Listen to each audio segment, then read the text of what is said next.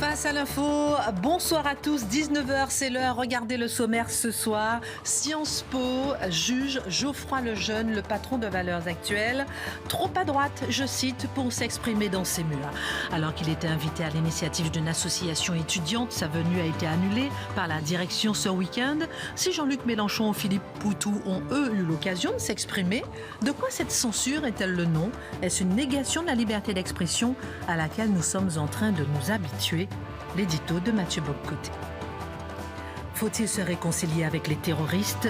Oui, selon l'élu LFI Raquel Garrido, qui a jugé que les propos d'Éric Zemmour devant le Bataclan ce 13 novembre empêchent cette réconciliation entre victimes et terroristes. En quoi cette phrase est-elle révélatrice de l'extrême gauche? Quel est le sens de cette volonté de réconciliation? Deuxième édito de Mathieu Bock-Côté. Se dirige-t-on vers une grande réforme de la sécurité sociale? Le Haut Conseil pour l'avenir de l'assurance maladie rendra son rapport jeudi. L'assurance maladie aurait une plus grande place dans le remboursement des frais de santé au détriment des mutuelles. Mais pourquoi une telle mesure? Quel serait l'impact de ce projet sur les Français? Démagogie, grande illusion ou stratégie économique d'étatisation? Décryptage, Dimitri Pavlenko.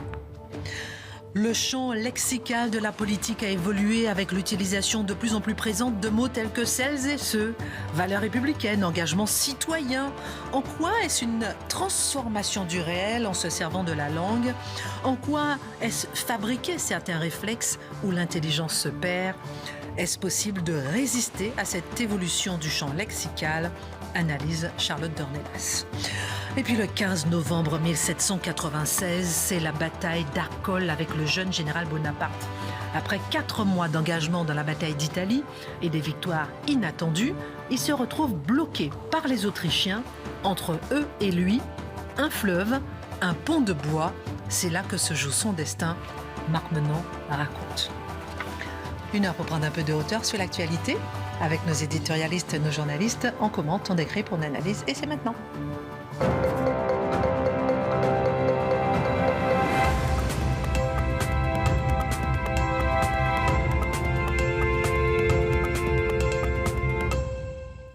Bonsoir à tous, ravi de vous retrouver. J'espère que vous avez passé un excellent week-end. Ça va, Charlotte? Très bien. Merci. Il n'y a que nous, les autres. Voilà, on s'arrête là, c'est très bien. Alors, on reviendra. Voilà, sororité. Voilà, Dimitri, Marc, voilà. Vous avez passé un excellent week-end? Fraternité. Marc Menon qui dit mieux? Ah ben non, mais je suis avec mon camarade et nous lutterons jusqu'au bout. Dimitri?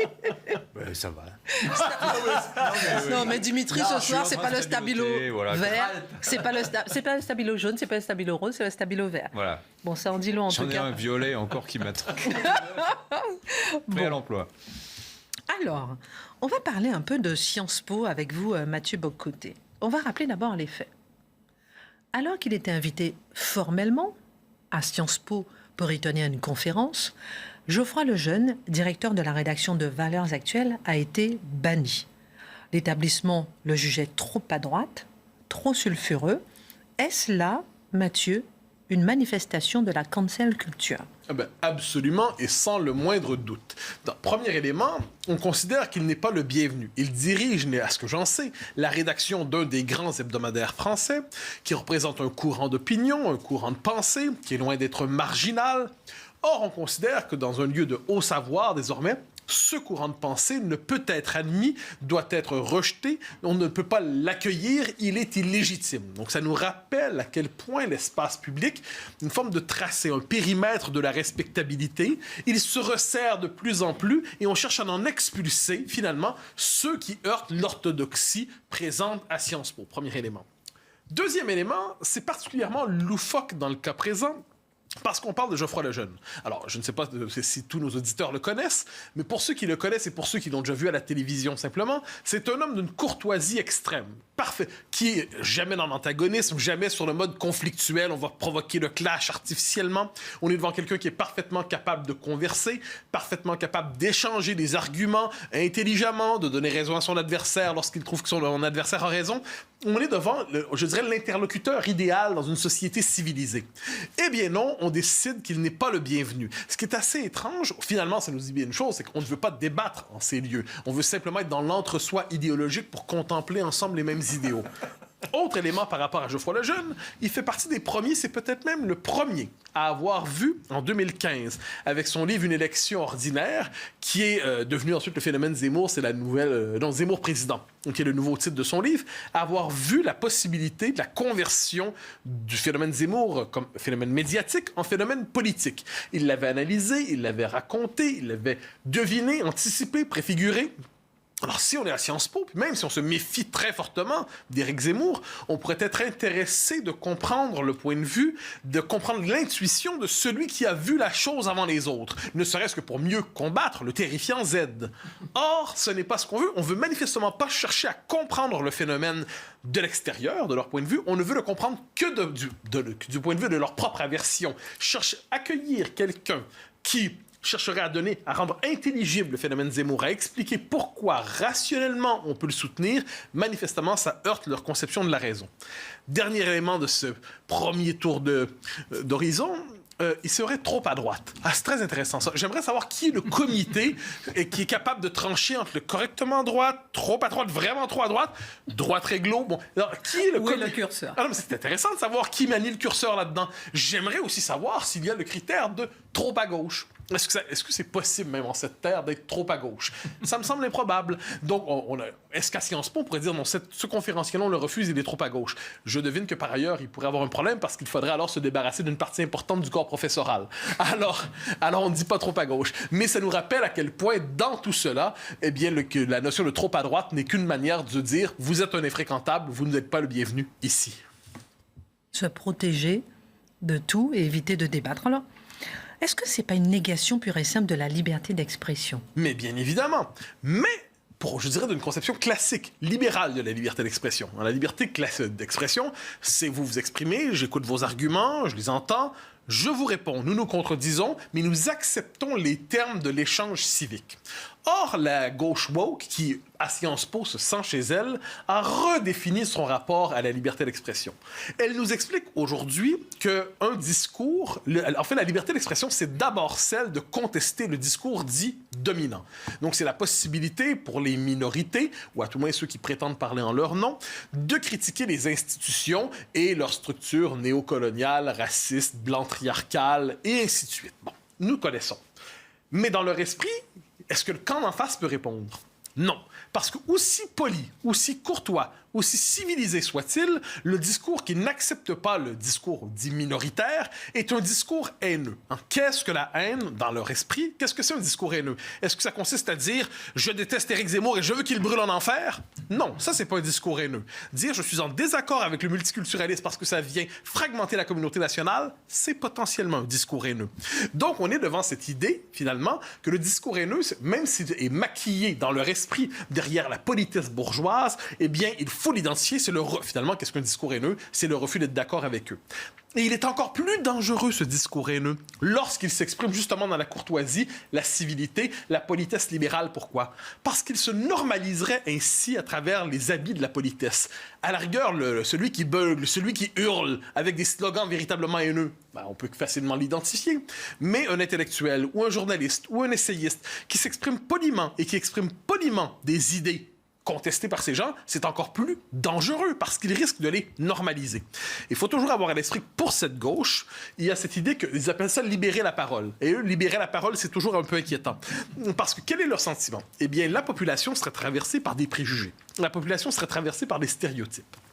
Que risque-t-il d'arriver si on trouve dans l'espace public une personne, 2 personnes, 3 personnes qui vont critiquer le dogme de la diversité. Aujourd'hui, le dogme diversitaire, le dogme multiculturalisme, le dogme néo-progressiste, il pourrait réactiver les préjugés inhibés ou refoulés de la population. Il suffit d'une seule personne dans l'espace public qui dit le contraire du système médiatique et la population risque de se soulever contre l'orthodoxie médiatique. Donc, c'est dangereux, quelqu'un qui s'exprime de manière polie et courtoise contre leur avis, parce que dans cet esprit, ça peut provoquer pour eux une forme de flambée populiste. Et finalement, c'est la peur de l'argument contraire.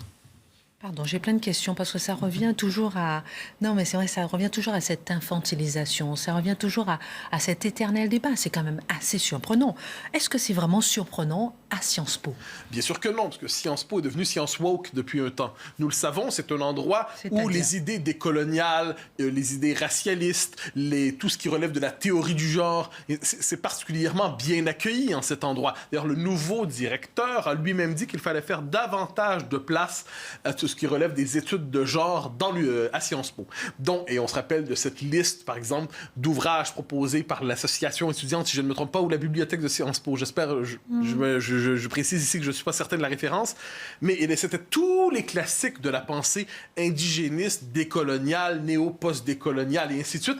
Tout était là. Donc, on est dans un environnement où cette idéologie est dominante, et nous le savons. Mais ça va plus loin. Parce que si on regarde l'ensemble des institutions d'enseignement supérieur dans le monde occidental aujourd'hui, cette idéologie woke, ce procès de la liberté d'expression, ce procès de la culture, c'est hégémonique aujourd'hui. Et qu'on me permette de donner un exemple tout à fait factuel qui vient de l'Université de Montréal. Je connais un peu. À l'Université de Montréal, un rapport a été produit pour parler justement de cette question. Qu'est-ce qu'on fait avec ces conférenciers qui viennent sur le campus et qui, quelquefois, peuvent heurter la sensibilité de certaines associations étudiantes? L'université produit un rapport où la thèse suivante est avancée.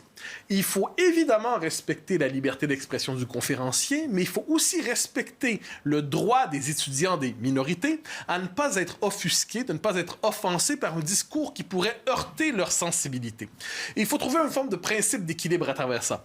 Autrement dit, on accorde finalement à ceux qui prétendent parler au nom des minorités le droit de créer un nouveau délit de blasphème. C'est-à-dire, si vous me heurtez suffisamment dans la construction de mon identité personnelle, j'ai le droit de vous censurer parce que votre discours me blesse. Votre discours est un discours haineux. Haineux pourquoi? Parce qu'il ne s'aplatit pas devant mes revendications qui, elles, sont absolues, sacrées, quasiment religieuses. Et on voit ça dans tous les campus aujourd'hui, dans le monde occidental. Aux États-Unis, c'est presque la norme. C'est-à-dire qu'on accepte l'idée aujourd'hui que un nouveau blasphème, de nouveaux interdits viennent de milices idéologiques se réclamant de la diversité. Et dès lors, le conférencier qui arrive et qui ne porte pas le discours applaudi par ces milices militantes, eh bien, on est en droit de l'éjecter. Et là, je le redis, c'est porté par les administrations universitaires, ça, aujourd'hui. C'est pas simplement des militants bizarres, édentés, malodorants et violents, en gros des antifas, qui seraient là pour dire on n'accepte pas la présence. Non, c'est la direction cravatée, bien peignée et respectueuse de son apparence et de son odeur qui, dans les faits, se permet aujourd'hui de dire votre parole n'est pas légitime. Donc, c'est une forme de radicalisme, bon chic, bon genre, qui se bureaucratise dans les universités. Et ça, finalement, au nom de ce principe qui est l'équité, diversité, inclusion, qui est un peu le principe, la manière de dire de manière bureaucratique cette idéologie diversitaire, on se permet aujourd'hui de chasser à répétition les conférenciers qui ne répètent pas les slogans du régime. Mais pardon, je vous taquine un petit peu, mais justement, vous dites que c'est l'administration, ceux qui sont effectivement la direction. Est-ce qu'il n'y a pas d'un côté ceux qui sont vraiment éclairés, c'est-à-dire la direction, et de l'autre côté, la minorité, peut-être un peu votre courant de pensée, qui est choquée, mais qui n'est peut-être, elle, pas dans le droit chemin? Je ne sais pas si je suis dans le droit chemin, mais je ne sais pas si le camp d'en face l'est non plus. C'est pour ça qu'on a inventé la démocratie. C'est une idée originale qui consiste à permettre des gens qui sont en désaccord de délibérer librement sans en venir au coup et d'entendre les arguments des uns et des autres pour voir si ça peut fonctionner. Mais il faut bien voir. En fait, c'est cette idée justement de penser, d'être dans le droit chemin. Il faut voir à quoi ressemble aujourd'hui dans les universités. En fait, par université, j'entends Sciences Po et ainsi de suite. C'est à quel point cette espèce le discours en sciences sociales aujourd'hui, je dis pas en chimie, je dis pas en physique, mais dans les sciences sociales, en littérature, en droit, ce discours, c'est donc woke, ce discours multiculturaliste, la théorie du genre, un néo-féminisme particulièrement agressif. Tout ça se déploie aujourd'hui sous les apparences fallacieuses de la science. Donc, c'est au nom de la science, par exemple, qu'on va nous expliquer aujourd'hui que l'homme et la femme n'existent pas, il n'existe que la fluidité identitaire. Je reviens souvent là-dessus parce que ça m'obsède. Mais tout comme sous les soviétiques, on expliquait que la génétique, c'était un problème parce que ça venait contredire les théories les théories du marxisme-léninisme, eh bien, aujourd'hui, c'est le lysenkisme, eh bien, aujourd'hui, on considère que la biologie est science réactionnaire parce qu'elle vient contredire, à certains égards, cette l'idée de la fluidité identitaire. Je donne cet exemple-là, pourquoi? Parce que se fait passer pour science aujourd'hui une forme véritable de fanatisme idéologique. Et qui n'accepte pas ces dogmes, qui n'accepte pas ce discours, a très peu de chances de faire carrière dans l'institution. Ce qui fait qu'aujourd'hui, le personnel universitaire, les enseignants très souvent, sous apparence scientifique, soit dans un discours à prétention scientifique, dans les faits, normalisent cette idéologie qui devient l'idéologie de référence. Dès lors, je dirais que ce n'est pas seulement des minorités radicales qui veulent bloquer la parole des autres. C'est véritablement une forme de censure qui s'institutionnalise dans l'université, dans l'enseignement supérieur. Il y a de quoi s'inquiéter. Un point important, mon cher Mathieu, on apprend aussi que l'administration semblait craindre une réaction des groupes d'extrême gauche. Ça, c'est l'argument classique pour permettre l'annulation d'un événement. C'est-à-dire, nous avons entendu dire que les encagoulés, hargneux et agressifs risquent de troubler l'événement et de multiplier, peut-être même d'aller jusqu'à la violence. Puisque nous ne pouvons assurer la sécurité de l'événement, mieux vaut donc ne pas le tenir, ne pas l'organiser. Qu'est-ce que ça veut dire? C'est qu'on accorde un privilège de censure à ceux qui sont prêts à aller jusqu'à la violence. Puisqu'il suffit de menacer d'aller jusqu'à la violence, et ça peut servir de prétexte pour les administrations pour dire, finalement, on n'organise pas cet événement parce qu'on risque les débordements, on ne peut pas assurer la sécurité. Ça consiste, dans les faits, à accorder une forme de souveraineté à l'intérieur des campus aux milices radicales qui sont prêtes à aller jusqu'au cou. C'est une forme de privilège accordé à la violence physique ou du moins à la menace de la violence physique. Très intéressant. Dernière question, mon cher Mathieu. Sommes-nous en train de nous habituer progressivement à cette nouvelle censure? Puisque, entre vous et moi, je n'ai pas beaucoup entendu parler de cette censure. Exactement. On est en train de s'habituer. Ça fait désormais partie de la vie. Ah oui, un conférencier s'est fait annuler à Sciences Po. Mais pourquoi voulait-il aller à Sciences Po avec les idées qui sont les siennes? Et là, non, on se dit finalement, il l'a un peu cherché, non? Et je crois qu'il faut se dire par ailleurs, sortir de la logique qui voudrait que ce soit seulement sur les campus. Cette culture de la censure a débordé largement les campus. Elle est présente sur les réseaux sociaux, nous le savons. Elle est présente même dans les tribunaux aujourd'hui, avec le concept de discours haineux dont j'ai déjà parlé. Elle est présente lorsqu'on se permet de faire des procès politiques contre des hebdomadaires sur le mode presque du procès soviétique pour dire la ligne idéologique est condamnable, nous décidons de punir. Si on veut restaurer la liberté d'expression, et je pense que tout authentique libéral dans le bon sens du terme souhaite cette restauration de la liberté d'expression, c'est qu'il faut faire tomber les nouveaux blasphèmes, la nouvelle définition du blasphème. Il faut en finir avec cette catégorisation de tout discours dissident sous le signe du discours haineux. Il faut cesser d'accorder un privilège moral aux indignés absolus qui sont capables de créer le scandale, de décréter le scandale dès qu'une idée qui n'est pas exactement la leur s'exprime librement dans l'espace public. Je dirais qu'il faut que les administrations, pour peu qu'elles ne soient pas complaisantes envers cette espèce de wokisme, que les administrations elles-mêmes tiennent tête à ceux qui lancent des menaces contre ceux qui organisent de telles conférences et défendent ce droit fondamental qu'on peut accepter les gens de toutes les tendances pour peu qu'ils s'expriment sous le signe de la courtoisie et de la civilité libérale. Eh bien, ils sont les bienvenus de gauche, de droite, de centre ou d'ailleurs. Non, ce qui est inadmissible, c'est de voir des enseignants qui viennent bloquer la conversation au nom donc d'un pseudo-risque de violence. Mais on devrait dire aux étudiants, attendez, la nécessité de l'apprentissage, c'est de s'ouvrir aux idées des autres. C'est-à-dire que nous sommes dans le principe de faire en sorte à l'université qu'il y ait ces débats et que nous puissions ainsi dynamiser la pensée. C'est monstrueux. Et quand on sait que ces gens-là se veulent de gauche, n'oubliez pas, en 68, ils protestaient en disant « on n'a pas le droit de parler ». C'est-à-dire qu'ils estimaient qu'il y avait une nécessité d'être dans cette logique de la rhétorique. Charlotte, est-ce qu'on peut être de gauche et aimer le débat ? J'espère. Ah oui. J'espère pour les gens de gauche. Non, mais oui, bien sûr qu'il y a des gens qui se revendiquent de gauche ou qui sont objectivement de gauche et qui acceptent le débat. Oui, Dieu merci pour nous tous, d'ailleurs. Mais là, ce qui est assez saisissant, c'est que initialement, l'invitation, elle vient d'une partie des étudiants de Sciences Po qui sont constitués en génération Z. Et donc, c'est une partie qu'on imagine, en vertu de tout ce que vient de dire Mathieu, assez minoritaire à Sciences Po. Et on pourrait simplement remarquer que ces étudiants, sans doute très blessés dans leur sensibilité de minorité à Sciences Po, quand Philippe Poutou ou Jean-Luc Mélenchon vient parler à Sciences Po, n'ont même pas l'idée de vouloir faire interdire la venue de ces hommes-là, parce que précisément c'est une école où l'intelligence est censée avoir une place et que l'intelligence se développe notamment dans la construction de l'esprit critique. C'est inouï d'avoir à rappeler ça, notamment aux étudiants de Sciences Po, en fait. Pas d'esprit critique, même à Sciences Po, Dimitri. Et moi, j'ai pas fait Sciences Po, mais je dirais juste une chose, c'est que... C'était pas la question. Hashtag... Non, on regrette pas en l'occurrence. Dites-nous. Je dis hashtag MeTooID. C'est exactement ça. C'est-à-dire que voilà, il faut au bout d'un moment... parce que ce que racontait Mathieu tout à l'heure m'a fait penser aux victimes de viol qui revendiquent le droit à l'expression et il faut retourner la honte. Voilà, moi je dis, en fait, c'est exactement le même mécanisme en fait, qu'il faudrait mettre en place pour permettre la libre expression des idées et surtout qu'effectivement, c'est à l'invitation de certains étudiants. Il y a encore du travail quand même pour que ça puisse effectivement que tout le monde puisse être clairvoyant peut-être là-dessus, ne serait-ce que s'ouvrir au débat, pas forcément effectivement avoir une pensée définie, mais ne serait-ce que s'ouvrir au débat. On peut quand même être très choqué de cette non-ouverture au débat.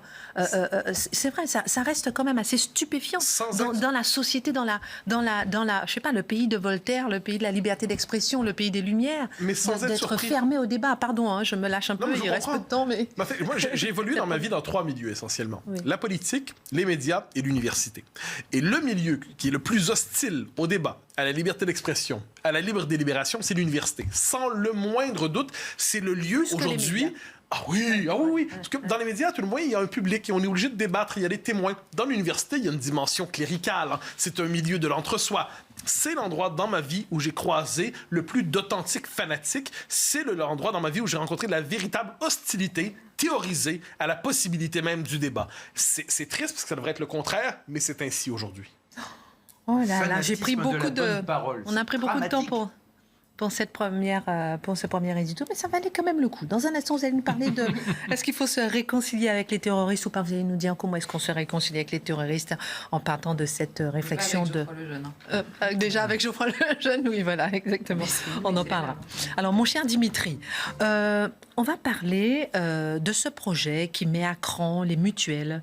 Jeudi, le Haut Conseil pour l'avenir de l'assurance maladie doit rendre un rapport qui est très attendu. Vous allez nous raconter tout ça, nous expliquer avec votre sens de la pédagogie. Parce que ce rapport va proposer plusieurs pistes pour revoir la répartition des remboursements des soins de santé. Ça a l'air rasoir, dit comme ça. Oui, non, mais c'est vrai. C'est pour ça que... Première lame coupe. Entre la répartition des remboursements des soins de santé, entre l'assurance maladie et les mutuelles. Alors, ce projet, appelé la Grande Sécu, aurait les faveurs d'Olivier Véran, ministre de la Santé. Alors, expliquez-nous. De quoi s'agit-il? Ensuite, vous allez nous expliquer en quoi on est concerné, nous les Français, quel sera l'impact. Évidemment. D'abord, le premier constat, c'est la santé, c'est un poids lourd budgétaire, c'est 210 milliards d'euros de remboursement l'année dernière pour des frais de santé. Ça croît comme ça tous les ans de 2 à 3%, sous l'effet du vieillissement principalement, et de la prise en charge aussi de plus en plus large pour des maladies nouvelles qu'on prend au fur et à mesure en charge. Puis pour la majorité de ces actes médicaux, vous avez 2 payeurs. Vous avez la Sécu d'un côté et vous avez les mutuelles. Alors, globalement, ça fonctionne très bien. On est le pays de l'OCDE qui rembourse le mieux aujourd'hui. Vous avez un taux de reste à charge qui est de 9% en France, c'est 30% au Portugal, c'est 25% en Italie. Donc ça fonctionne bien. Ceci dit, ce système à 2 payeurs fait que d'abord il y a des allers-retours entre les deux, donc c'est parfois lourdingue. Si vous avez un gros remboursement, je sais que vous avez sûrement fait l'expérience de la mutuelle qui vous dit j'ai pas eu le papier de la Sécu, etc. Voilà. Alors, et puis ce système fait aussi que vous avez les des salariés qui sont bien couverts, parce que vous savez maintenant les employeurs doivent souscrire une complémentaire et le salarié participe, mais en revanche les chômeurs et les retraités sont moins bien couverts globalement, et en plus les retraités ont cette double peine que comme ils sont âgés et plus malades que les autres, ils payent plus cher. Alors première chose qu'on se dit, effectivement, 2 payeurs, si on en supprime un, on va faire naturellement des économies. Pourquoi? Parce que l'assurance maladie, c'est 7,5 milliards d'euros de frais de fonctionnement. Vous voyez, juste pour faire tourner la machine. Et bien, les complémentaires, c'est pareil, c'est 8 milliards d'euros. Donc, si vous en supprimez un des deux, vous allez faire des économies qui sont chiffrées actuellement à hauteur de 5 milliards d'euros. Donc, déjà 5 milliards d'euros de dépenses en moins. Sachez que, par exemple, ce budget de fonctionnement des complémentaires, ça représente quand même 22% de vos cotisations. Toutes les cotisations que vous payez chaque mois, vous savez qu'il y en a un quart pratiquement, ça part en frais de fonctionnement, publicité aussi, etc. etc.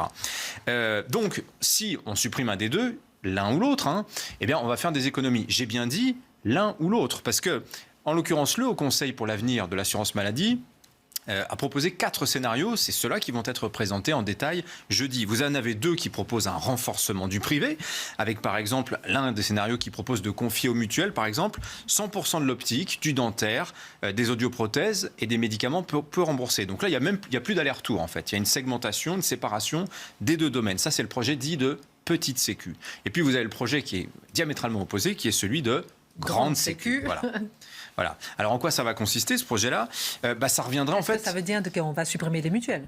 Oui, voilà. Concrètement, c'est ça que ça veut dire, et ça veut dire qu'on va donc généraliser un dispositif qui existe déjà, le dispositif qu'on appelle ALD, affection longue durée. Donc vous savez que par exemple en France, si vous souffrez d'une maladie chronique grave, c'est la Sécu qui rembourse 100% de vos soins. Vous n'avez plus de complémentaires, tout est payé par la sécurité sociale. Voilà. L'idée de la grande Sécu, ce serait qu'on serait tous à ce régime ALD d'une certaine manière, sachant que les ALD représentent déjà 2/3 des dépenses de l'assurance maladie. Alors évidemment, on ne va pas tous être en régime maladie grave, mais voilà, cette idée que vous n'avez plus qu'un seul payeur. Pour vous donner une idée des masses budgétaires, je vous l'ai fait, je vous l'ai un petit peu raconté, mais pour voir un peu comment fonctionne le système, sur ces 210 milliards d'euros de remboursement, 75%, c'est la sécurité qui prend en charge. 75%, c'est la sécurité sociale qui prend en charge. Les mutuelles, 30 milliards, c'est 15%. Et le reste à charge que vous payez de votre poche, le ticket modérateur à l'hôpital par exemple, c'est 10% seulement. Donc vous voyez, on est extrêmement bien remboursé. Qu'est-ce qui se passe si on supprime les mutuelles ? Alors, les fameux 15%. On ne va pas demander aux Français de les payer. Le but, c'est pas d'être moins bien remboursé. C'est la sécurité sociale qui prendra donc ces 15% supplémentaires. Mais ça veut dire qu'il faut le financer. Alors comment on finance ça ? Vous avez 2 solutions. Soit vous faites par la cotisation sociale, soit vous faites par l'impôt. Vous allez voir que la différence est importante, parce que si c'est de la cotisation sociale, ça veut dire que qui va payer ? Les gens qui travaillent, les entreprises qui paieraient à ce moment-là pour tout le monde. Ce qui serait assez bizarre à un moment où on n'arrête pas de dire qu'il faut baisser le coût du travail, etc. Donc, il y a l'option plutôt de l'impôt. Et l'impôt, l'avantage, c'est que si la Sécu, c'est pour tout le monde, l'impôt, c'est tout le monde qui le paye aussi. Ça pourrait être une TVA sociale, par exemple, sur tous les produits de consommation. Ça pourrait être aussi une CSG sociale. Et là, à ce moment-là, le capital est assujetti à la CSG. Donc, il y aurait une assiette de couverture quand même relativement large. Voilà un peu la grande structure de à quoi ressemblerait cette grande Sécu. En tout cas, Olivier Véran, on le sait, pour cette grande Sécu. Ouais. Les mutuelles, on le sait aussi, sont farouchement opposées. Oui. Et les Français, dans tout ça, effectivement, qu'est-ce que ça changerait pour nous, Français ? Alors d'abord, le ministre, il nous dit pendant le Covid, il rappelle, c'est vrai, l'assurance maladie a tout payé. Les tests, les vaccins, c'est quand même bien de le rappeler. Les hospitalisations. Ouais, il l'a rappelé, c'est bien de le rappeler. Et personne ne s'en est plaint. C'est ça. Personne ne s'en est plaint. Et alors, Olivier Véran dit, cette absorption des mutuelles par la sécurité sociale, ça coûterait 22,4 milliards. Je vous ai dit que c'était 35 milliards de cotisations que vous payiez tous les ans. Donc vous voyez, il y a une sacrée différence. Donc si vous voulez, il y a un argument caché d'Olivier Véran qui est de taper sur les mutuelles en disant vous allez récupérer du pouvoir d'achat parce qu'en payant moins, en réalité, vous aurez exactement la même couverture de santé. Donc vous voyez, il y a un petit message politique, sachant que les mutuelles, on leur a pris aussi 1 milliard l'an dernier pour contribution exceptionnelle et que ça va sans doute se reproduire cette année. Le Sénat est en train d'en discuter. Les mutuelles, elles sont évidemment contre leur disparition, mais elles emploient quand même 100 000 personnes dans le pays. Qu'est-ce qu'elles vont devenir, ces personnes ? Eh oui, c'est un plan social gigantesque, potentiellement, la grande Sécu. Enfin, le patient, lui, il va voir la différence d'emblée parce que, potentiellement, ça veut dire généralisation du tiers payant. Il n'y a plus besoin de produire la carte de la complémentaire à la pharmacie. Tout le monde est pris en charge par la sécurité sociale. Donc déjà, il y a moins d'échanges monétaires, si vous voulez, pour votre santé. Alors, il y a aussi, par contre, une conséquence à laquelle on pense moins, c'est que la Sécu, si elle gère la santé, les remboursements de soins, comme elle gère l'hôpital, avec des objectifs de dépenses, vous savez, le fameux ONDAM, on risque de se retrouver dans un système où on perdrait une certaine idée, si vous voulez, de la liberté médicale, avec des parcours de soins qui seraient imposés, pourquoi pas des médecins qui vous seraient imposés. Il y a un objectif de limitation des dépenses par la prévention, donc passage devant le nutritionniste, etc., etc. Très bien, ça c'est une bonne chose, je trouve, mais d'un autre côté, vous perdez cette possibilité de choisir librement votre médecin. Et puis, il y a une question philosophique aussi qu'il faut se poser, c'est que cette grande sécurité sociale payée par l'impôt, ça veut dire qu'on confie les clés de la boutique à l'État. C'est une étatisation du système. Emmanuel Macron souhaite-t-il vraiment ça ? C'est le projet que défendait Jean-Luc Mélenchon il y a 5 ans. C'est pas sûr que ce projet d'étatisation de la Sécu, qui est séduisant sur le papier parce qu'il y a une dimension de simplification qui est évidente, d'un point de vue d'un électeur de droite, quand on sait qu'Emmanuel Macron fait tout pour les séduire actuellement, c'est pas sûr que ces électeurs-là achètent ce projet de grande sécu. Merci beaucoup pour toutes ces précisions. Je peux rajouter une petite question subsidiaire. On parle beaucoup de la fraude sociale avec Charles Prats, etc. Est-ce qu'il y aurait une conséquence positive ou négative avec cette grande sécu? Je sais pas, je vous pose une colle peut-être, mais non, mais parce que comme c'est, est-ce que ça limiterait la fraude sociale ou pas, à votre avis? Pardon. Je suis pas certain, puisque je suis pas assez expert du sujet pour vous répondre, Christine. Je pourrais être très honnête.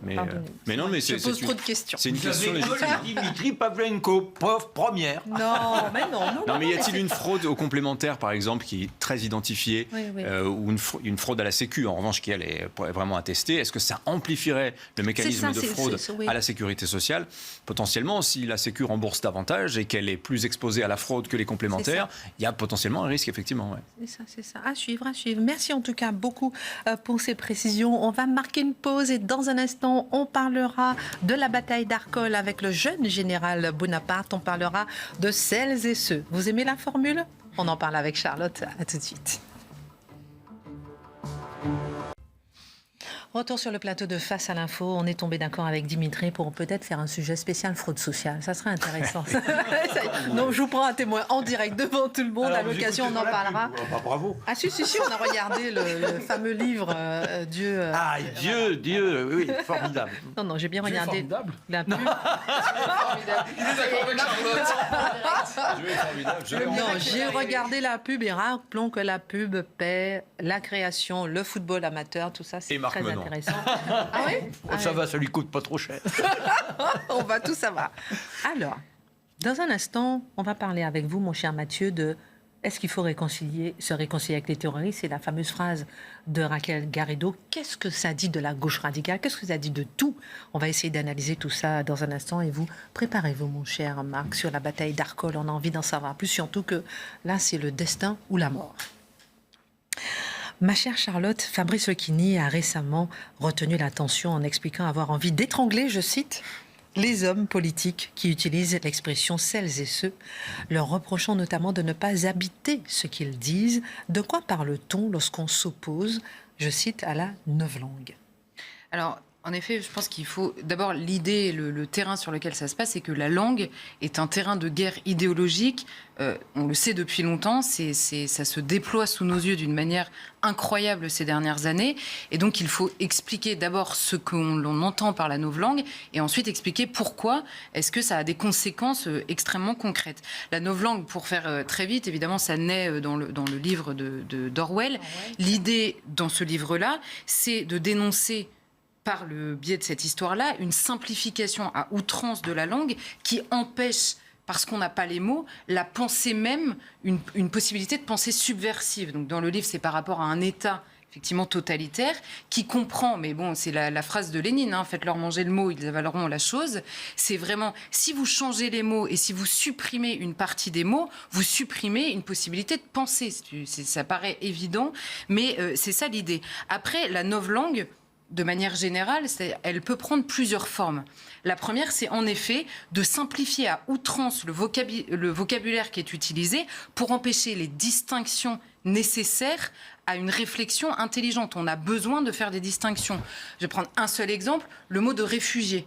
Un réfugié, c'est quelqu'un qui se réfugie. Je prends ce mot-là parce qu'il est utilisé à toutes les sauces. Tout le monde est réfugié. Or, c'est faux. Il y a des distinctions. Il y a des personnes qui sont clandestines. Il y a des personnes qui ont fait une demande d'asile. Ils ne sont pas encore acceptés, donc ils ne sont pas encore réfugiés. Et il y a en effet des réfugiés qui trouvent refuge parce qu'on leur accorde le refuge pour des raisons très précises. Et vous voyez que quand on appelle tout le monde réfugié, qui est un mot qui attire l'empathie, on n'a pas du tout le même regard et on ne peut pas faire les mêmes distinctions dans notre manière d'aborder la question de l'immigration. Le dernier mot à la mode, c'est même exilé. Exilé, exilé, c'est encore plus beau.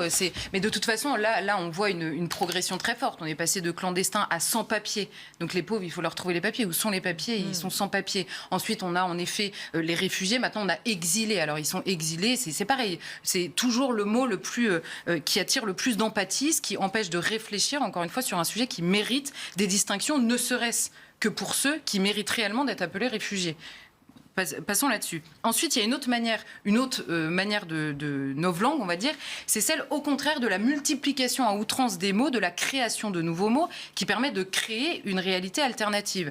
On en parlait justement, c'est la question, vous savez, de toutes les lettres qui s'ajoutent après LGBT, et on découvre tous qu'on est cisgenre, transgenre, bigenre. Il y a un nombre de mots, et il y en a 10 par jour qui sont créés. Franchement, il faut prendre un dictionnaire à côté pour comprendre de quoi on parle. Et là, l'idée, pour faire simple, c'est quoi? C'est de créer un réel alternatif, c'est-à-dire que jusqu'ici, de manière générale, dans l'humanité, il y avait, en termes d'identité, des hommes et des femmes. Et ensuite, il y avait des orientations sexuelles, des pratiques sexuelles dont on se fichait pas mal sur le terrain de l'identité. Et maintenant, on définit quasiment une identité par personne parce qu'on se définit par la pratique sexuelle que l'on veut, qui devient elle-même une identité. Et c'est là où le genre remplace le sexe, c'est là où l'idéologie remplace la biologie et que l'idéologie se transforme en science pour prendre, in fine, la place de la science initiale qui était celle de la biologie. Donc vous voyez que là, on ne simplifie pas les mots, on en crée à outrance pour noyer l'intelligence et créer une réalité alternative, une nouvelle réalité. Ensuite, il y a la novlangue qui consiste à euphémiser le réel, c'est-à-dire ne pas dire les bons mots, expliquer. Alors, on verra dans les exemples, mais c'est dire par exemple les jeunes. Voilà, les jeunes ont eu une nuit agitée en banlieue parisienne. Voilà, les jeunes ont eu une nuit agitée en banlieue parisienne. Le jeune aussi, c'est encore mieux. Le jeune est interdit à Sciences Po. On en est même. Non, mais les jeunes. Alors, les jeunes votent écolo, les jeunes. Et on l'utilise tellement qu'on ne sait même plus comment dire le vrai mot au lieu de dire les jeunes. Mais voilà, mais c'est exactement. Vous allez donner des exemples tout à l'heure. Voilà. Donc l'idée, c'est de créer un code linguistique qui filtre le réel. Parce que c'est un réel d'abord qui inquiète, c'est un réel qu'on ne veut pas voir, c'est un réel qui a des conséquences dans la vie politique et dans le débat public. Et donc, on supprime nécessairement les mots de vocabulaire, voire on les interdit pour exprimer très précisément le réel qu'on ne veut pas voir et qu'on ne veut pas traiter. Donc tous ces différentes sortes de novlangues finissent dans le langage par nous faire acquérir des réflexes. Et on arrive à cette phrase de Fabrice Lucchini qui fait déjà extrêmement plaisir parce que quand il dit j'ai envie de les étrangler, moi j'aime bien les gens qui parlent normalement en fait, comme on parle dans la vraie vie. Alors je précise à tout le monde que Fabrice Lucchini n'a probablement envie d'étrangler réellement personne, mais manier la métaphore parfois ça fait du bien. On se dit c'est bien, il parle comme nous, c'est agréable. Et le celles et ceux, c'est très intéressant parce que Fabrice Lucchini dit cette phrase, cette expression, elle peut être utilisée dans un but très précis, à un moment où on veut insister sur le fait que dans l'assistance à laquelle on s'adresse, ou à un moment très précis, il est important d'expliquer que les femmes et les hommes à ce moment-là étaient présents et on veut le signifier par la langue. C'est toute la richesse. On joue avec la langue pour signifier à ce moment-là. Donc, ce n'est pas une expression qui est nécessairement à bannir en tout lieu, en tout temps. Simplement, quand ça devient un réflexe, c'est évidemment vide de sens parce qu'à ce moment-là, Emmanuel Macron ne pense pas le féminin et le masculin, etc. Seulement, il a sacrifié la langue française elle-même à un réflexe de langue. Et à la fin, ça sert à quoi de s'interdire d'avoir recours à l'écriture inclusive pour finalement reprendre dans sa manière de parler le fond de l'écriture inclusive, qui est de dire que la langue elle-même est sexiste, invisibilise les femmes. C'est exactement ce qu'on fait quand, par réflexe, on rajoute celles et ceux. Je rappelle que dans la langue française et dans les règles de la langue française, le masculin devient neutre quand c'est un pluriel, point barre en fait. Et c'est toujours pratique d'être une femme pour expliquer que je ne me suis jamais sentie invisibilisée. Je suis même très contente que le masculin serve aussi de neutre et que nous ne servions que le féminin ne serve qu'au féminin. En phase avec vous, mon cher Charles. Donc, si nous sommes en minorité. Donc en fait, oui, c'est ça. On transforme et à la fin, on fabrique un consentement absolument non réfléchi à des basculements très idéologiques. Alors, on comprend, Charlotte, en théorie, mais est-ce qu'il est possible justement de s'attarder sur quelques exemples pour qu'on puisse aller encore plus loin? Alors, je vais prendre un exemple qui a beaucoup agité tout le monde ce week-end. L'opposition entre Éric Zemmour et François Hollande. On a Éric Zemmour qui nous dit, puisque François Hollande savait en 2015 qu'il y avait potentiellement des terroristes parmi les migrants, en accueillant tous les migrants sans distinction, ce qu'avait voulu faire François Hollande à l'époque, alors il a pris le risque, il a préféré, alors Éric Zemmour le dit en disant il a préféré voir des Français mourir que de fermer les frontières. On pourrait dire plus exactement, il a préféré prendre le risque que des Français meurent plutôt que de fermer les frontières. François Hollande réagit immédiatement en disant c'est indécent, c'est indigne, etc. Et que dit-il? Évidemment, quand on accueille 1 million de personnes, il y a forcément un risque. Mais ils disent exactement la même chose. Simplement, vous voyez bien que on ne le perçoit pas du tout de la même manière quand on invisibilise le risque ou quand on l'exprime, comme l'a fait Éric Zemmour. Un autre exemple, évidemment, c'est ce territoire perdu de la République. Alors, initialement, c'est le titre d'un livre qui développe beaucoup de choses. C'est devenu une manière de ne pas dire ce qu'est un territoire perdu de la République. D'abord parce que République est lui-même devenu un mot de novlangue, puisque ça évite de dire France, qui est évidemment un mot plus charnel. C'est une histoire, c'est une manière de s'habiller, c'est une gastronomie française, c'est une littérature française, c'est beaucoup de vécu, de chair, en fait, le mot France. Donc, on dit République, et les territoires perdus de la République, perdu, c'est un mot quasiment mignon, on se dit comment le retrouver, bon voilà. En fait, non mais ça joue en fait, territoire perdu de la République, ça fait pas tellement peur. Le petit quartier est appelé à la caisse. Et un territoire perdu de la République, ça fait pas peur. Et pourtant, dans les faits, on pourrait dire que c'est un territoire dans lequel on s'habille de manière pas du tout occidentale, on mange plus du tout, on ne communie plus du tout dans la gastronomie française, on parle parfois une autre langue, et alors après, quand on bascule dans la violence, on se tape à coups de barre de fer entre bandes de territoires, voire même sur la police. C'est ça, un territoire perdu de la République. Seulement, vous voyez bien qu'on ne le dit pas exactement de la même manière. Et alors, il y a un autre exemple que je trouve magnifique. La religion, j'ai pris que des titres de presse qui existent, hein. La religion prend de plus en plus de place dans les entreprises. La religion. Le bouddhisme. Oui, la religion prend de plus... Non, puis la religion, c'est très impersonnel. C'est pas... Et alors, on peut le dire différemment en disant des militants ont décidé d'imposer les codes d'un islam visible et conquérant à l'intérieur de l'entreprise. Vous comprenez qu'on décrit la même réalité, pas du tout avec les mêmes mots, pas du tout de la même manière, et ça ne renvoie pas la même chose dans les gens qui écoutent. Et c'est toujours cette histoire, la voiture folle. Le camion fou qui a fait 84 morts sur la promenade de Nice, titre réel de presse. Un camion fou. Alors on peut dire un militant qui a fait allégeance à un groupe islamiste qui veut la mort de l'Occident pour les valeurs qu'elle défend a tué 84 personnes. Non mais c'est pas la question du titre, mais vous voyez, ou tout simplement un islamiste a fait 84 morts, il y a quand même quelqu'un derrière le camion. Et maintenant c'est un camion fou. Vous voyez comme on invisibilise totalement ce qu'on ne veut pas, voir. Alors, dernier mot, Charlotte, quel est le but finalement? On a vu qu'il y a de nombreux exemples, on peut les multiplier. Le but, c'est simple, c'est que d'abord, quand on contrôle la langue, on contrôle la pensée. C'était ce qu'on disait initialement. Alors, c'est la phrase extrêmement connue de Murray qui disait, parce que quand on contrôle la langue et qu'on contrôle donc ce que peuvent dire les autres, on contrôle leur dérapage. Vous savez, ce mot qui revient tout le temps. Et Murray disait, c'est simple pour eux, ils ne dérapent pas, ils sont le verglas.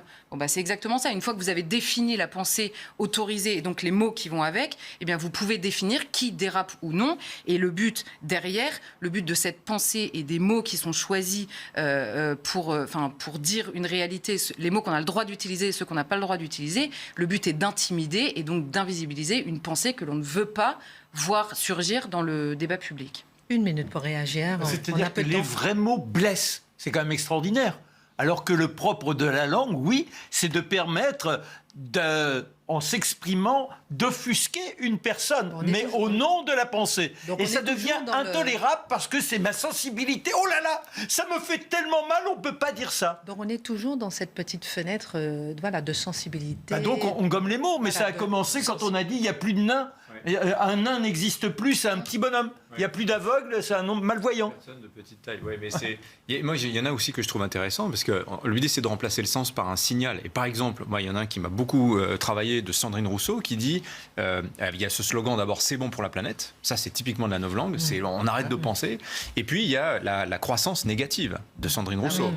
C'était cet idéal merveilleux de la croissance négative. On a bien compris ce que ça voulait dire. Mathieu. Ouais, mais moi, ce qui me frappe par ailleurs, c'est la capacité du commun des mortels de décoder la novlangue. Quand on entend des jeunes ont été particulièrement nerveux dans un quartier sensible, tout le monde comprend ce dont il est question, mais il n'est pas permis de dire ce que l'on comprend lorsque c'est dit. Donc, on a une forme de logiciel décrypteur de notre esprit. Je souligne qu'un autre endroit dans le monde où on faisait ça, c'est en Union soviétique avec la Pravda, où on savait lire entre les lignes de la Pravda. Comprendre, mais sans être conscient de la puissance de l'idéologie derrière tout ça. Je pense que le commun des mortels a fini par le comprendre et...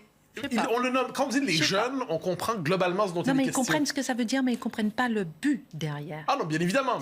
Mais ils sentent quand même qu'on fausse la réalité du monde, on falsifie la description du monde. Mais on appauvrit quand même au fur et à mesure la pensée, et plus personne s'en rend compte, au bout du compte. C'est passionnant. Il nous reste 15 minutes et 30 secondes pour faire 2 chroniques. Ouais, d'accord, j'ai vu. Non.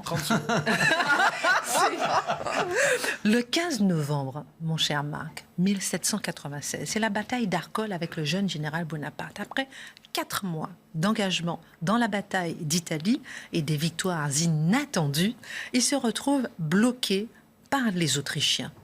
Entre eux et lui, un fleuve, un pont de bois, c'est là que se joue son destin. Ce pont de bois, face à lui, de l'autre côté de la rive, il y a les maisons qui ont été transformées en bastions, les maisons de ce petit village d'Arcole.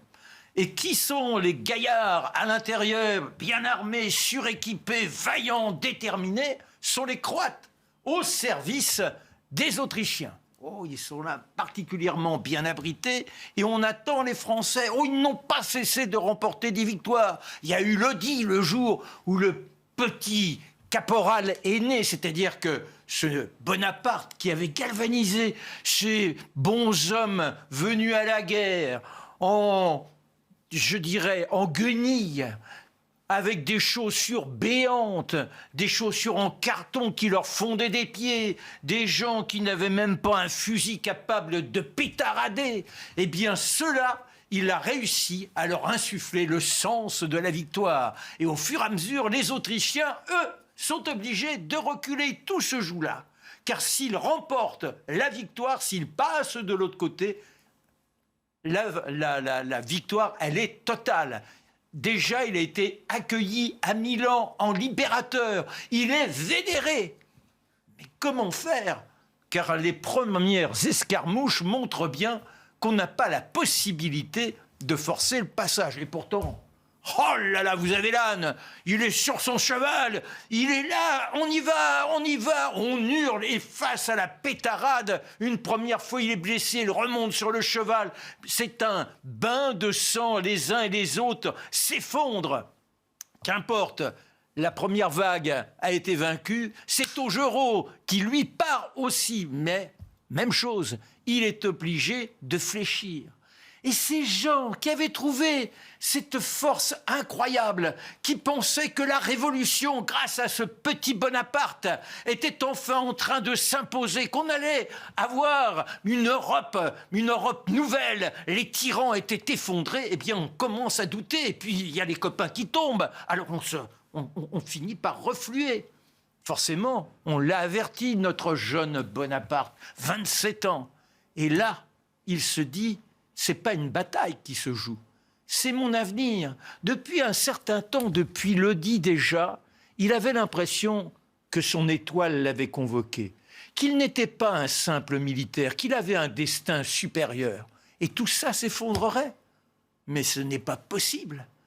Il faut véritablement que ce destin s'ouvre à lui, que cette étoile resplendisse ou non, il est capable de tout. Est-ce qu'il prie comme Clovis ?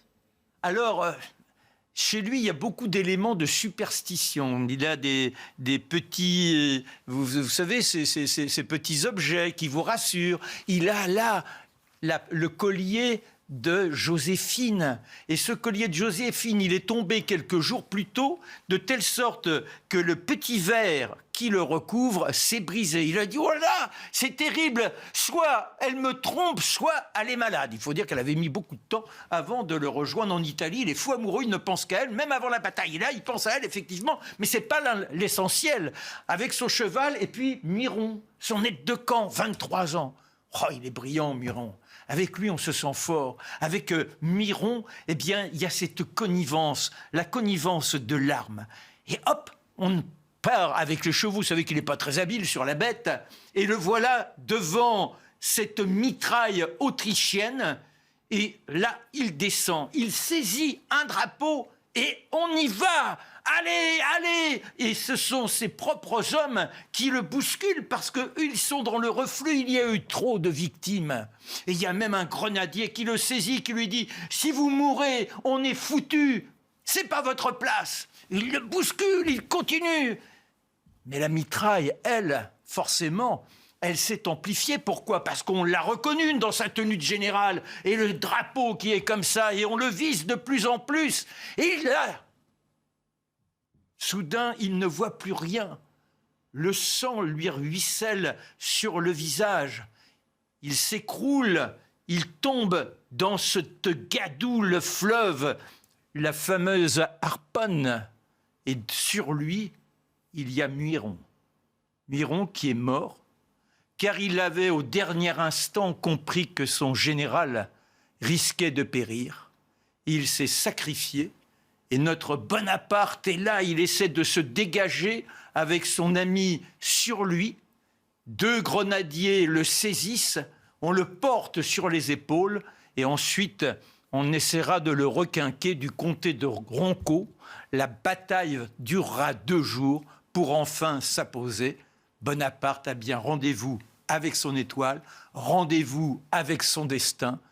Il fallait oser, ce n'était pas de la bravoure, c'était simplement un éclaircissement sur ce que la vie attendait de lui. Merci beaucoup, mon cher Marc. Vous pouvez vous recoiffer parce que dans la bataille, vous avez... Ah, ça c'est le problème de la bataille, ça. Et rappelons que dans la belle histoire de France, tous les dimanches à midi, on est en train d'approcher... Avec Franck Ferrand et vous, on a les chevaux qui sont là et bientôt, on est à la Révolution. Voilà, et on aura Napoléon et Bonaparte. On commence à entrer effectivement dans cette ère du jeune général et c'est vraiment passionnant. Merci encore. Les dernières minutes avec vous, mon cher Mathieu, puisque l'élu La France insoumise, Raquel Garrido, a jugé indécente la prise de parole d'Éric Zemmour devant le Bataclan ce samedi 13 novembre. Des propos qui, selon elle, empêchent la réconciliation entre les victimes et les terroristes. La formule était plutôt frappante. Qu'en pensez-vous? Elle était plutôt lunaire. Tout à fait lunaire. Alors, si... on doit comprendre, une déclaration semblable venant d'une personne qui n'est pas marquée à gauche, clairement à gauche, serait traitée comme un scandale, une provocation, une déclaration très grave. Puisque c'est une personne très marquée à gauche, c'est finalement traité comme une maladresse excusable. Vous êtes sûr de ça? C'est-à-dire que c'est juste parce qu'elle est à gauche, c'est excusable? Je pense qu'il y a une forme de complaisance naturelle dans les circonstances. Et s'ajoute aussi un élément. À la rigueur, on décidera de ne pas en parler d'une manière ou de l'autre. Ça nous rappelle, point de départ dans tout cela, que la gauche conserve le pouvoir immense de décider quelle déclaration est scandaleuse et quelle déclaration n'est que maladresse. Quelle déclaration est dérapage mineur, quelle déclaration est dérapage majeur. Mais il nous faut prendre au sérieux cette formule, voir ce qu'elle cache, voir ce qu'elle recouvre, parce qu'elle nous permet d'entrer dans la psychologie politique de la gauche radicale. Alors, qu'est-ce que vous entendez par là? Parce que là, on a envie de comprendre, justement. Oui, donc se réconcilier. Alors, qu'est-ce que ça veut dire se réconcilier avec les terroristes? Est-ce que ça veut dire chercher à les comprendre? Chercher à comprendre la noblesse du geste derrière l'ordre, la noblesse de l'intention derrière l'horreur du geste? Est-ce que ça consiste à dire que finalement, malgré nos désaccords, malgré les morts, malgré les massacres, nous partageons néanmoins un même destin et que nous nous sommes mal compris, tout simplement. Si on s'était bien compris, il n'y aurait pas eu d'un côté les massacreurs et de l'autre côté les massacrés. Nous aurions tous communié dans la France nouvelle. Est-ce que ça demande de faire en sorte que le massacreur tende la main au massacré? Hein? Ou que le massacré tende la main au massacreur? C'est assez intéressant. Donc, on a cette espèce d'idée que finalement, on y revient toujours. Est-ce que l'Occident, finalement, dans ce cas-là, la France, ne mériterait pas le mauvais sort qui lui est arrivé? Si on est capable de se réconcilier avec l'agresseur, moi, j'essaie d'imaginer la scène. Pourrait-on se réconcilier avec les nazis, s'il vous plaît? Nazisme et humanisme, islamisme et humanisme? Il faut quand même être sérieux. Or, ce qu'il y a dans les circonstances, c'est une volonté, en fait, de tendre la main parce qu'au fond de nous-mêmes, on se dit, est-ce qu'on n'est pas un peu coupable de ce qui nous est arrivé, finalement? Ça me fait penser à une autre formule qui, pour moi, une formule qui relève du gâtisme intellectuel. Une formule grave, la fameuse formule « vous n'aurez pas ma haine ». Chaque fois que j'entends « vous n'aurez pas ma haine », j'ai l'impression d'être devant des êtres invertébrés et dévirilisés devant l'agression. C'est-à-dire, nous sommes... Quand on décide de massacrer un peuple, quand on décide de trucider les gens, de les mitrailler comme ça, j'espère qu'ils ont droit à notre haine. J'espère que celui qui n'a pas une réaction, ne serait-ce que pendant un instant, et peut-être même 2, et peut-être même 3, une réaction de colère telle qu'elle peut aller à la haine de l'assassin, eh bien celui-là, finalement, a tout simplement perdu ses réflexes vitaux. Donc c'est intéressant d'analyser ces formules-là qui reviennent d'une manière ou de l'autre. Comment ne pas voir à travers tout cela, néanmoins, ce vieux réflexe pacifiste qui accompagne l'histoire d'une partie de la gauche radicale, encore une fois, réflexe pacifiste qui a conduit une partie de la gauche à dire « Ne faisons pas la guerre aux nazis, à Hitler, cherchons à comprendre ». C'est le réflexe qui consistait à dire « Ne faisons pas la guerre aux soviétiques ». On va chercher à comprendre. On connaît par ailleurs la réplique de Mitterrand qui disait « Les pacifistes sont à l'ouest et les missiles sont à l'est ». C'est assez important. Et dans les circonstances, devant les islamistes aujourd'hui, peut-on chercher à comprendre? On pourrait se réconcilier. C'est pas parce que vous avez massacré des gens en terrasse et fait exploser des gens au Bataclan qu'on peut pas se comprendre. Il y a quand même derrière ça quelque chose là-dedans, une psychologie des missionnaires. Et puisque ces gens-là aiment les références à la Deuxième Guerre mondiale, je dirais munichoise. La réconciliation, derrière la réconciliation, est-ce qu'il n'y a pas quand même une attitude honorable? Oui, ça, à partir, c'est une posture individuelle qui appartient à la conscience de chacun. C'est la force morale du chrétien d'être capable de pardonner. Par ailleurs, moi, j'aime bien la réplique qui vient dans un film consacré à Andreotti. On disait « Notre Seigneur, dans sa bonté, nous a demandé de tendre l'autre joue et dans sa sagesse, ne nous a donné que 2 joues. Hein? » Bon, j'aime bien cette réplique. Mais dans les circonstances... Mais si on va plus loin dans la Bible, voilà. Le Seigneur, il est dur, parfois, dans la Bible. Oui, mais dans les circonstances, et l'homme Charlotte? pourrait l'être aussi. Et là, qu'est-ce qu'on voit? C'est quand même fascinant. Il faut voir le fond de la formule. On en veut à Zemmour parce qu'il empêche les massacreurs et les massacrés de se réconcilier. Autrement dit, finalement, qui est le véritable salaud dans l'histoire? C'est pas le massacreur, c'est Zemmour. L'empêcheur de se réconcilier en rond, l'empêcheur du dialogue civique et fécond. C'est assez fascinant. J'aurais envie de demander à Mme Garrido si elle veut se réconcilier avec Éric Zemmour. Serait-elle prête à tendre à la main Éric Zemmour, à chercher à le comprendre, se réconcilier avec lui? Or, ce que je vois dans l'espèce de jeu politique qui se dégage aujourd'hui, la haine est autorisée, la haine est légitimée, la haine est permise à l'endroit d'un personnage, celui qui vient troubler la paix des consciences, le fameux Z. Et lui, on peut l'haïr, on peut le détester, on peut le maudire, on peut le conspuer, on peut lui trouver tous les défauts du monde et même en ajouter de nouveaux. Ça, c'est permis. Mais ce qu'on ne pardonne pas au fameux personnage, c'est d'empêcher la réconciliation avec l'agresseur, avec l'assassin, avec le meurtrier, avec l'ennemi. Il y a à travers tout cela, me semble-t-il, une forme de démission de la pensée. Et à l'échelle de l'histoire, je dirais qu'on n'est pas à l'heure du pardon en ce moment. Je veux dire, une fois qu'on aura gagné, une fois qu'on aura triomphé, une fois qu'on aura vaincu l'islamisme, on leur pardonnera de nous avoir agressés. Mais on n'est pas à l'heure du pardon en ce moment. On n'est pas à l'heure non plus de la vengeance. On est à l'heure de la guerre bien faite pour la remporter contre des gens qui ont déclaré la guerre à la France et aux pays d'Occident.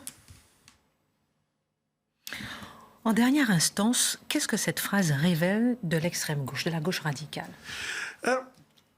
Une partie de l'extrême gauche, la gauche radicale à tout le moins, nous dit finalement, devant l'agresseur, devant ces scénarios qui se répètent, le véritable problème, c'est ceux qui n'acceptent pas. C'est ceux qui n'acceptent pas de se coucher, qui n'acceptent pas le « vous n'aurez pas ma haine, on aurait des bougies pour vous, Tintin qui pleure peut-être. Oh, des peluches. Contre les AK-47, la peluche, c'est redoutable. » Bon, alors, ceux qui n'acceptent pas cette psychologie des missionnaires sont accusés, globalement, d'être d'extrême droite, d'être populistes, de verser dans la vengeance. Ce sont des parents haineux qui n'acceptent pas le sort qu'on a réservé à leurs filles, pour reprendre le titre d'un journal français. Alors, d'une certaine manière, on pourrait dire qu'il y a une forme de passion de la guerre civile, paradoxalement, qui s'exprime à travers ça. Mais l'authentique guerre civile d'une partie de la gauche avec le reste de la nation qui extrême droitise, qui fascise, qui nazifie, ceux qui n'acceptent pas la capitulation, c'est qu'ils n'acceptent pas la réconciliation avec les terroristes. De ce point de vue, finalement, ça nous dit qui est véritablement l'ennemi du corps civique en ce moment. C'est celui qui ne se couche pas. Je précise de la même manière que lorsqu'on voit ce qui se passe en Pologne et en Biélorussie, qui cause vraiment problème, ce sont ceux qui disent qu'on doit tenir la frontière. Eux causent ce ne sont pas les migrants, c'est pas Loukachenko qui cause problème. Ce sont ceux qui disent qu'on doit tenir la frontière. Et c'est toujours une forme d'inversion de la faute. Mais qu'est-ce qu'on voit finalement dans cette histoire? C'est qu'on est tous, en un certain milieu, on est tous appelés à communier contre le méchant Z et à pardonner et peut-être même se réconcilier avec le terroriste. Si ça ne nous en dit pas, terroriste islamiste, rappelons-le, si ça ne nous en dit pas beaucoup sur la psychologie capitularde et une forme de psychologie vengeresse contre celui qui ose nommer le problème, eh bien franchement, j'ai l'impression que c'est une forme de plongée en fait dans une psychologie politique déconstruite et retournée contre la nation. Gardez 10 secondes pour la fin, oui. Pour un petit mot de moralité. 2 réflexions. Gandhi, c'est quand même l'homme de paix. Est-ce que c'est pas possible, et 2 réflexions en une, est-ce que c'est pas possible aussi de... Vous souriez déjà? Non, mais est-ce que c'est pas possible de pardonner tout en ayant de la sévérité? Est-ce que qui dit sévérité dit ne pas pardonner? Alors, est-ce que pardonnez-moi, est-ce qu'il n'y a pas un juste milieu entre les deux? Bof, plus ou moins, franchement. Moi, Gandhi était pacifique. Je ne suis pas certain qu'il était pacifiste. La distinction est importante. Elle est dans les méthodes. Le pacifisme, c'est autre chose. C'est refuser l'affrontement à tout prix, quitte à préférer la capitulation au conflit. Ça, c'est le pacifisme. Ensuite, il appartient à la conscience individuelle de chacun de dire je pardonne, je ne pardonne pas, j'accepte, je n'accepte pas. Mais je pense que ce n'est pas la politique d'un État qui, lui, ne peut pas fonctionner selon une telle moralité. 10 secondes, Charlotte, et 10 secondes de conclusion. La volonté de pardonner, elle ne peut entraîner la réconciliation que s'il y a une demande de pardon de l'autre côté. La réconciliation, elle se fait à deux. Et on comprend là dans les propos surtout qu'il y a un refus absolu de prendre au sérieux les gens qu'ils prétendent défendre, en fait. Ils continuent la guerre et eux disent non, on va se réconcilier. Mais ils veulent pas, en fait. Dernier mot, moralité. Ça nous rappelle la parole de Julien Freund, finalement. Ceux qui veulent la paix à tout prix, qui disent « je vais même me cacher dans mon jardin pour éviter la guerre », l'ennemi, s'il le veut, ira même les chercher dans leur jardin ou il ira même les abattre en terrasse. Merci beaucoup à tous. Merci à Charlotte, Marc, Dimitri, Mathieu. Excellente suite de programme sur CNews.